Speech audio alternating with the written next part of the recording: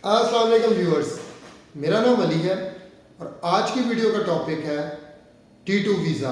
Portuguese immigration system में business investment या entrepreneur visa को D2 वीज़ा कहा जाता है। D2 वीज़ा ही वो पाथवे है जिसके ज़रिए मैंने अपना पोर्टुगीज इमिग्रेशन का सफ़र शुरू किया और लास्ट वीक मेरे दो दोस्तों ने भी अपने D2 केसेस इनिशिएट किए हैं। जैसा कि मैंने अपनी पिछली वीडियो में आपसे शेयर किया था, जिसका लिंक नीचे डिस्क्रिप्शन में मौजूद है, कि पाकिस्तान में जो कंसल्टेंट D2 को डील कर रहे हैं, जो इन्फॉर्मेशन वो प्रोवाइड कर रहे हैं या जो डाटा यूट्यूब के ऊपर मौजूद है, अनफॉर्चुनेटली काफ़ी हद तक दुरुस्त नहीं है। आज की इस वीडियो में मैं आपको बड़े आसान अल्फाज में अपना ये सफ़र शेयर करूँगा D2 का। सबसे पहले जब मैंने ये शुरू किया D2, तो मैंने इसको कंपेयर किया मार्केट में मौजूद अदर बिजनेस इन्वेस्टमेंट प्रोग्राम से, जिसमें कि कैनेडियन फेडरल गवर्नमेंट का स्टार्टअप प्रोग्राम था या प्रोविंशियल गवर्नमेंट के जो प्रोग्राम थे ब्रिटिश कोलंबिया, ओंटारियो का और अल्बर्टा का, इनको मैंने काफ़ी डिटेल से रिव्यू किया। ऑस्ट्रेलियन बिजनेस प्रोग्राम को भी देखा जो कि काफ़ी ज़्यादा एक्सपेंसिव थे और टाइम उनमें कम से कम 1 साल लग रहा था। इन शॉर्ट, जो सबसे सस्ता कैनेडियन प्रोग्राम था वो 1 लाख कैनेडियन डॉलर का ब्रिटिश कोलंबिया का रीजनल पायलट प्रोग्राम, और लॉयर की फ़ीस तकरीबन को 25,000 कैनेडियन डॉलर थे। अदर एक्सपेंस जैसे कि आपकी डिग्रियों की टेस्टेशन और बाकी आपके सारे ये मिला के तो तकरीबन 150,000 कैनेडियन डॉलर का बनता था प्रोग्राम। जब मैंने इसको कंपेयर किया D2 के साथ, तो D2 में मेरा तमाम अगर एक्सपेंसेस मैं जमा भी कर लूँ तो वो 25,000 यूरो से कम बनते थे, जिसमें कि लॉयर की फ़ीस, फाइनेंशियल फर्म की फ़ीस, शेयर कैपिटल इवन, और कुछ इनिशियल बिजनेस वर्किंग कैपिटल भी। तो इसलिए मैंने इसको चूज़ किया। D2 के बाद D2 है क्या? D2 बेसिकली एक ऐसा प्रोग्राम है जो कि इंटरप्रेन्योर्स के लिए डिज़ाइन किया गया है, नॉन यूरोपियन ममालिक इंटरप्रेन्योर्स के लिए। इसके अंदर आपको सबसे पहले 2 साल का मल्टीपल एंट्री TRC कार्ड मिलता है। इस कार्ड के बाद आप 27 कंट्रीज़ में जो शेंजन जोन के वीज़ा फ्री ट्रैवल कर सकते हैं। आप फैमिली को बुला सकते हैं, फैमिली का TRC कार्ड भी आपको मिल जाएंगे। फैमिली को फ्री मेडिकल, फ्री एजुकेशन बच्चों की, ये सारे भी बेनिफिट शामिल हैं D2 में। D2 इंतहाई फास्ट ट्रैक प्रोग्राम है और पाकिस्तान से आप तकरीबन 6 से 8 माह में आपका ये प्रोग्राम कंप्लीट हो जाता है। इसमें जो सबसे ट्रिकी पार्ट है वो सिर्फ एम्बेसी की अपॉइंटमेंट है, क्योंकि ये डिपेंड करती है एम्बेसी के वर्कलोड पे। D2 को इनिशिएट कहाँ से करना है? D2 को जब आपने इनिशिएट करना है तो सबसे पहले आपको एक अदर बिजनेस प्लान लेना है। ये बिजनेस प्लान ना तो बहुत ज़्यादा कोई इनोवेटिव होना चाहिए, क्रिएटिव भी बहुत ज़्यादा ना हो तो चल जाएगा, और स्केलेबिलिटी भी ना हो फिर भी ये इट्स ओके। क्योंकि पाकिस्तान में ये कॉन्सेप्ट दिया जा रहा है कि ये बहुत ज़्यादा इनोवेटिव हो, क्रिएटिव हो, स्केलेबिलिटी हो। इसमें D2 की ऐसी कोई रिक्वायरमेंट नहीं है। मैं बहुत सारे ऐसे लोगों से मिला हूँ लिस्बन में जो D2 जिन्होंने हासिल किया और on the basis of a mini Mercado कहा जाता है आपके ग्रॉसरी स्टोर को।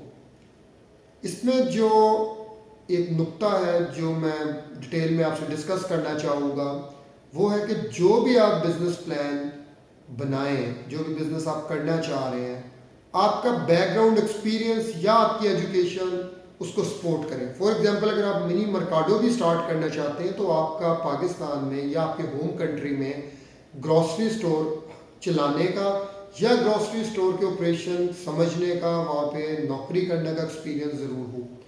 क्योंकि जब आपका ये प्लान, बिजनेस प्लान और आपका CV सेफ में जाएगा तो अगर ये दोनों चीज़ें मैच नहीं करती तो आपके लिए प्रॉब्लमेटिक हो सकता है। जो आपका बिजनेस आइडिया है, उस बिजनेस आइडिया की बेस पे आपका बिजनेस प्लान बनेगा। बिजनेस प्लान के 2 पार्ट होंगे, एक मार्केट स्टडी से रिलेटेड और दूसरा पार्ट उसका फाइनेंशियल पार्ट, जो कि अगले 3 साल की आपकी बिजनेस की फोरकास्टिंग होगी। उसमें रेवेन्यूज, टैक्सेशन, आपके एक्सपेंडिचर्स, ये तमाम चीज़ें डिस्कस होंगी। एज वेल एज ये बिजनेस प्लान पोर्टुगीज लैंग्वेज में होगा। तो ये आपको मैं सजेस्ट करूँगा आप किसी अच्छी फाइनेंशियल फर्म से ही ये बनवाएं, क्योंकि ये सेफ के जो रिक्वायर्ड डॉक्यूमेंट्स हैं उसमें एक असेंशियल डॉक्यूमेंट है। इसके अलावा आपको जो ज़रूरत होगी वो होगी एक अच्छे लॉ फर्म की। जो आपका D2 का केस इनिशिएट होना है, उसके जो एप्लीकेशन से पहले के जितने फेजेस हैं, जिसमें कि आप सबसे पहले एक पावर ऑफ अटर्नी देंगे। पावर ऑफ अटर्नी के बाद आपका लॉयर आपका NIF नंबर, जो कि नेशनल टैक्स नंबर है, वो अप्लाई करेगा। यूजली 2 वीक्स में ये आपको मिल जाता है। उसके बाद आप कंपनी रजिस्ट्रेशन की तरफ जाएंगे। कंपनी रजिस्ट्रेशन भी विद इन 2 वीक्स हो जाती है। कंपनी रजिस्ट्रेशन के बाद आप जो नेक्स्ट स्टेप होगा वो होगा आपका NIF नंबर, जो कि नेशनल सोशल सिक्योरिटी नंबर है। इसके बाद आप अपना बैंक अकाउंट ओपन करेंगे। बैंक अकाउंट जनरली 30 से 45 डेज लेता है। ये बैंक अकाउंट आपका पर्सनल होगा। इसके बाद आप कंपनी बैंक अकाउंट ओपन करेंगे। कंपनी बैंक अकाउंट ओपन करने के बाद आपका फर्स्ट फेज खत्म होगा।